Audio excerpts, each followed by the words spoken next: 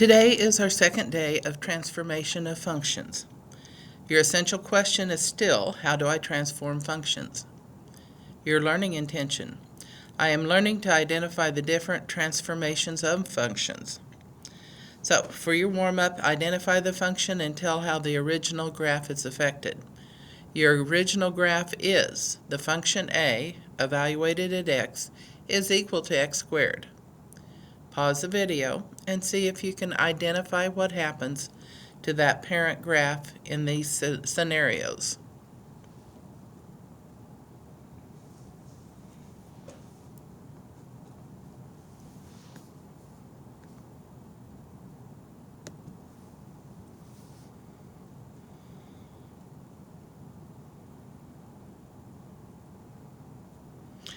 Well, I hope you tried to do them on your own.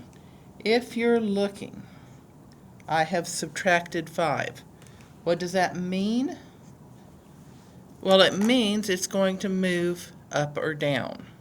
When that addition or subtraction is at the end, it is a vertical shift.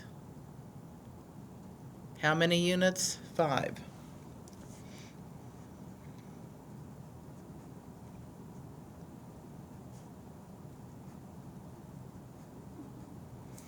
Is it up or down? Down 5. And that's 5 units.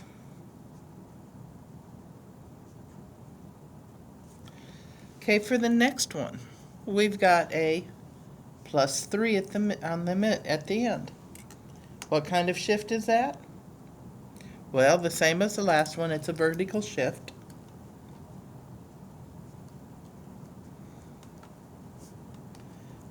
But what happens this time? I've added 3, so it will be up 3 units.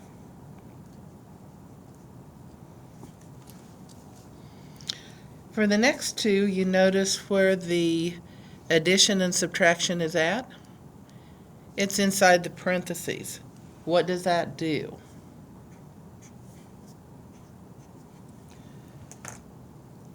We've got the vertical shift. This is our horizontal shift.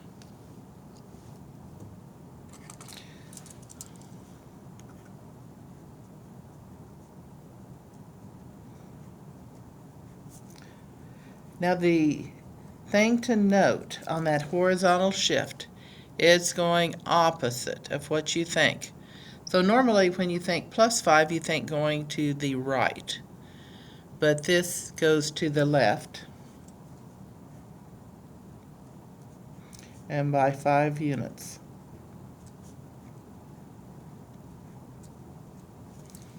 Okay, for the last one, once again, it's inside the parentheses. Once again, we have to think that this is our horizontal shift.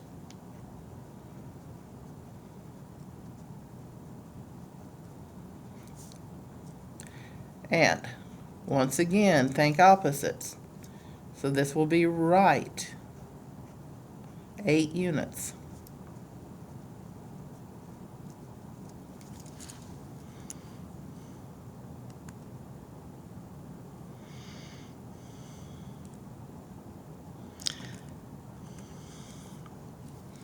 So, to go up or down, it's at the end. To go side to side, it's in the middle of your parentheses. Now we're going to go to the next type of transformation. Remember, the transformations can also change the size of a figure. So a vertical what is when you multiply the function by a number greater than 1. Would that be a stretch or a compression? It would be a stretch, a vertical stretch.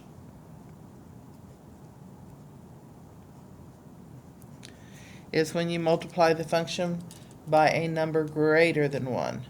So if it's not a stretch, if it's less than 1 that we're multiplying by, it becomes a compression.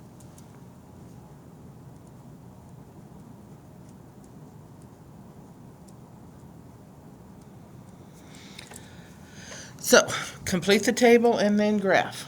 So we're going to use 2 different colors to graph, so that when we do this, we are able to see what happens. So x squared. So if this is f of x squared, negative 3 times negative 3 is positive 9. Negative 2 times negative 2 is 4. Negative 1 times negative 1 is 1. Then we get 0. 1 squared is 1. 2 squared is 4. 3 squared is 9. So if I'm looking, negative 3, 9. I go over 1, 2, 3. I go up 3, 4, 5, 6, 7, 8, 9. Negative 2, 4. I go over 2, go up 1, 2, 3, 4. 1, negative 1, 1, 0, 0, 1, 1, 2, 2, and 3, 9. You can see it's got that nice parabola shape going on.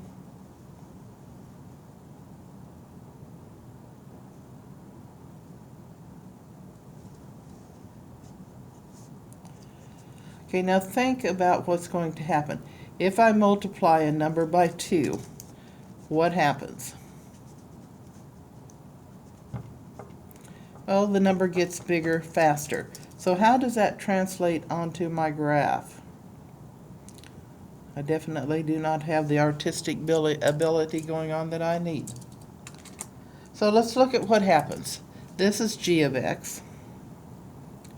And it tells me whatever my number x squared is, I'm going to multiply it by 2. So when I've got negative 3 squared is 9. 9 multiplied by 2 is 18. Negative 2 squared is 4. Multiplied by 2 is 8. 1 squared is 1. Multiplied by 2 is 2. Multiplied by 0, you still get 0. And these will be the mirror image. So you notice the 18s go clear off my graph, but the rest don't. So if I've got negative 2, I come over 2, I go up 2, 3, 4. There's 4, 5, 6, 7, 8. And then negative 1, 1, 2. Your 0, 0 is still there, and it is still symmetric around the y-axis. But you can see now it falls inside of the original graph because we have stretched it. So if you want to look at the graph, we've got x squared and we've got 2x. When I graph it, this is what it looks like. You can see you got the outer one that's the original, and then the inner one, which is the stretched graph. Think of it as a piece of taffy being pulled out. So what do you notice about this? The transform graph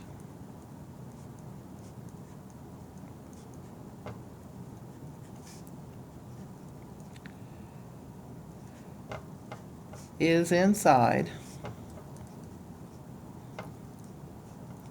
the original graph.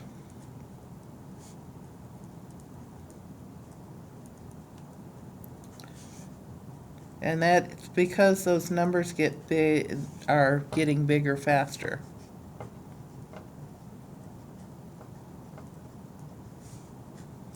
The outputs.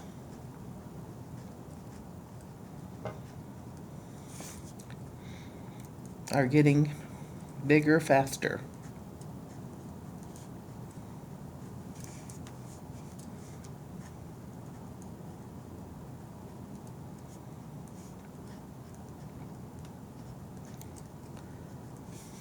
It looks longer and skinnier.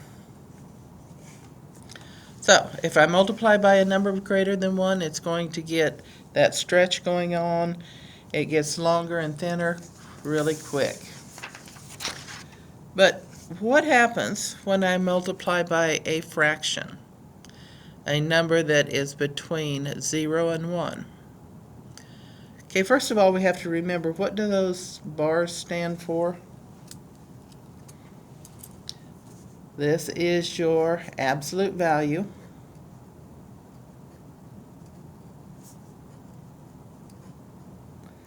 What is absolute value? A distance from 0.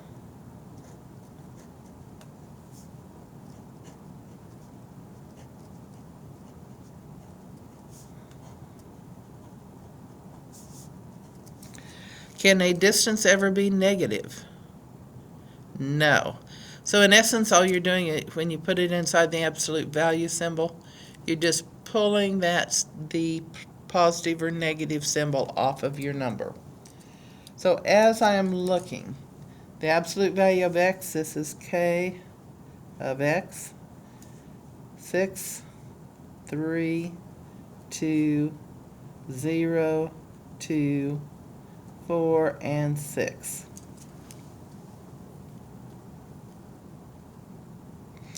Okay, so what does an absolute value graph look like? Can you remember?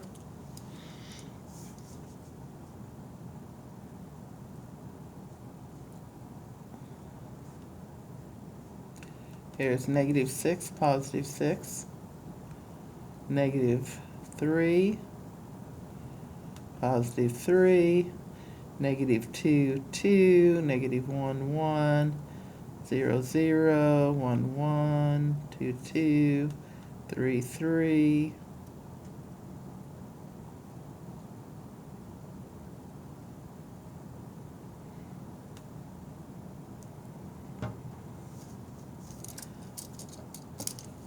I've got this one out of place. So as you're looking at this, it becomes that perfectly shaped V. It's like two rays are coming together for us.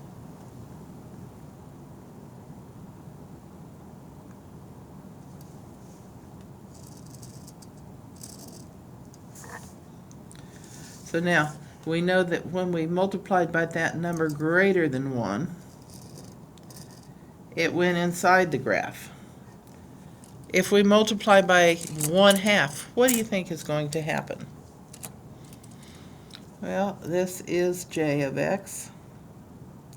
1/2 of -6 is -3. 1/2 of -3 is -1.5. 1/2 of -2 is -1. 0 divided by 2 is still 0. This becomes 1, this becomes 2, and then 3. So if I'm looking at it, -3, +3.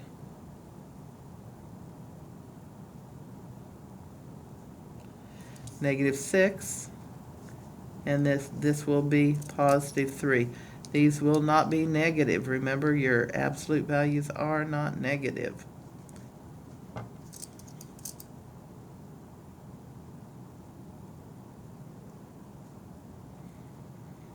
So you see it's dropped it down.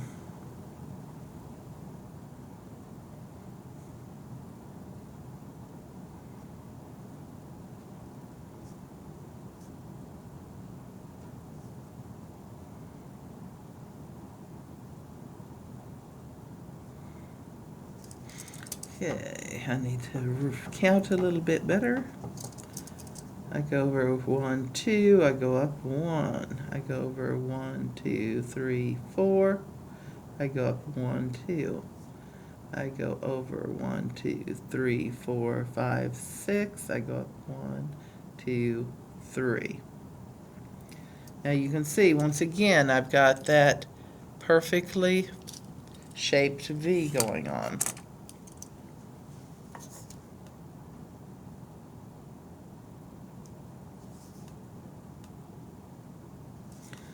Okay.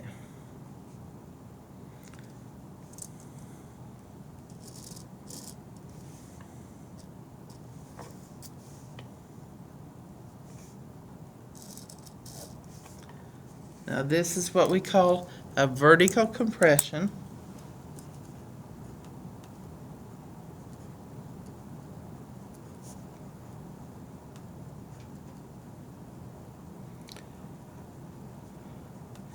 it looks shorter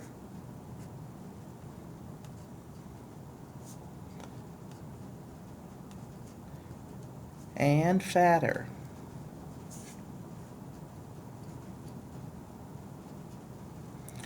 So as you're looking at this, when you multiply by that fraction, it kind of pushes it down and makes it spread out. Okay, now the last thing we're going to look at is what will happen if you multiply by a -1. If you multiply that leading variable by a -1. So we've done the x squared enough.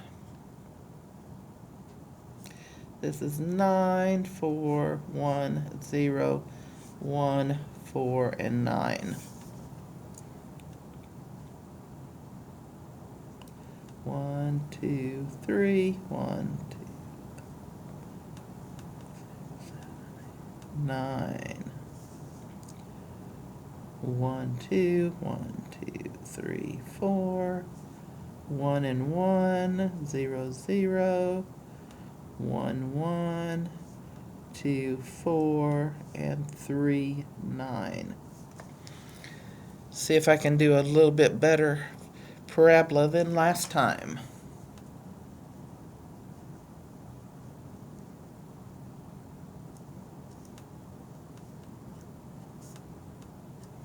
That's a little bit better. Okay, now, if I take and multiply everything by a -1, it's going to change the numbers I originally got to their opposites. So m evaluated at x. If this is a -3, then it becomes a if this is a positive 9, then it becomes a -9. Positive 4 becomes a -4. Positive 1 becomes a -1. 0 stays 0. 1 becomes -1. 4 becomes -4. And 9 becomes -9. So if I'm looking at -3 and then -9, -2, -4, -1, 1, 0, 0, 1, 1, 1, -1, 2, -4, and 3, -9. Should be right here, not at the bottom. That would be -10.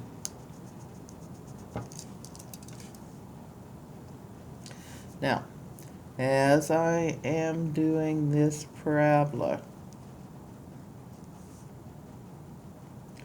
what do you notice has happened? What do you notice? It has reflected.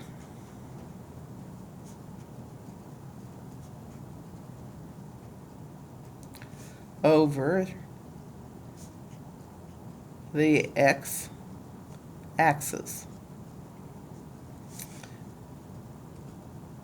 When we multiply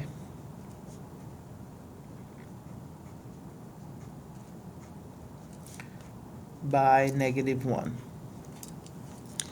Okay, so what are the things that we have learned? What did you notice? What did you learn? That the stretch makes it longer and skinnier.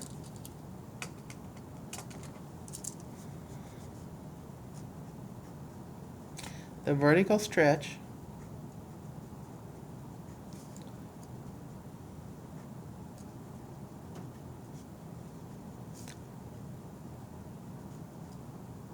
makes it look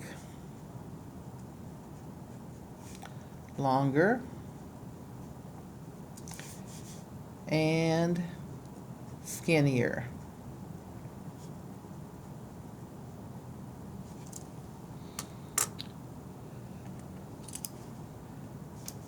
the vertical compression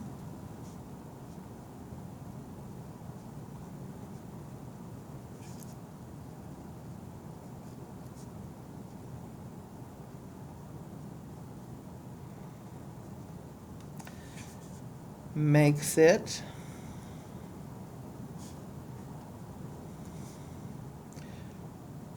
look shorter and fatter.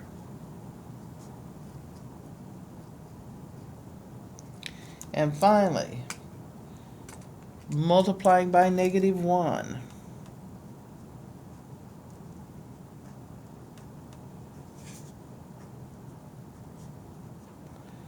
reflects it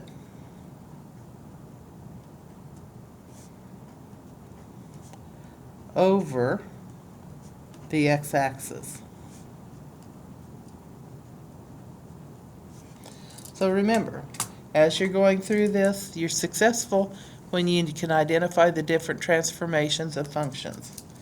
This should have 2 S's in it, compression.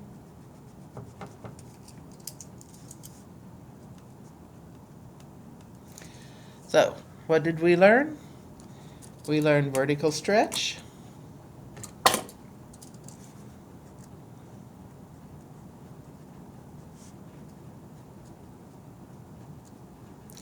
We learned vertical compression.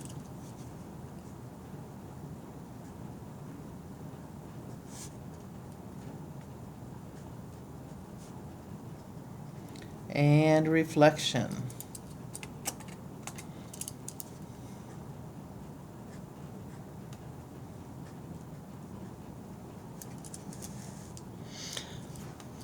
So make sure that you go back and review the notes if you're still struggling with understanding.